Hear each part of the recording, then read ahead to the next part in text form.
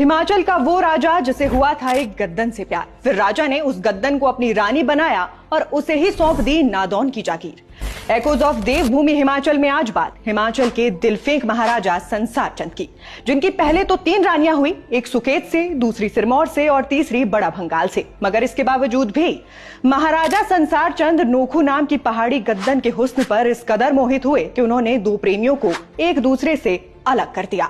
कहानी बताती है कि राजा जंगल में शिकार करने गए थे, जहां उन्होंने नोखू को पहली बार देखते ही उसे अपनी रानी बनाने का प्रपोजल दे दिया। लेकिन नोखू ने राजा को बताया कि वो धन्ना नाम के एक गद्दी युवक से प्यार करती है, इसलिए वो उनकी रानी नहीं बन सकती। मगर संसार चंद तो महाराजा थे, इसलिए पहले तो उन्होंने गद्दन के प्रेमी को धन दौलत देकर उसे चुप करवा दिया और फिर नोखू को अपनी रानी बनाकर राजधानी सुजानपुर में ले आए, जहां राजा ने नोखू का नाम बदलकर गुलाब रख दिया। उसे अपने नादौन की जागीर भी सौंप दी। मगर नोखू आम सी गद्दन थी, इसलिए राजमहल में लोग उसे गुलाब रानी कहने के बजाय गुलाब दासी कहा करते थे और उसका सम्मान नहीं करते थे। हालांकि बाद में राजा को नोखू से एक पुत्र भी प्राप्त हुआ, जिसका नाम जोधवीर पड़ा। मगर इतिहासकार बताते हैं कि अंत समय में राजा को जमालो नाम की एक नर्तकी यानी डांसर से प्यार हो गया था और वो अपनी 3 महारानियों और गद्दन नोखू को भी भूल गए थे। हालांकि राजा गद्दन की ये लव स्टोरी हिमाचल की वादियों में आज भी अमर है।